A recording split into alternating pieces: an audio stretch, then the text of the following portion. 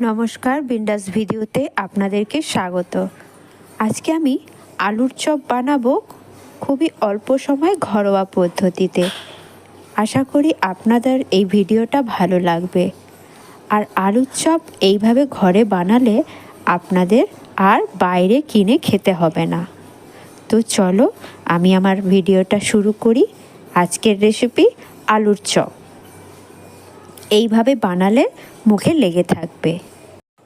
চপের পুরটা বানানোর জন্য আমি এখানে 4টে আলু সেদ্ধ করে নিয়েছি। তারপরে হলুদ গুঁড়ো, লঙ্কার গুঁড়ো, ধনের গুঁড়ো, জিরের গুঁড়ো, নুন দিয়ে ভালো করে আলুটাকে মেখে নিয়েছি।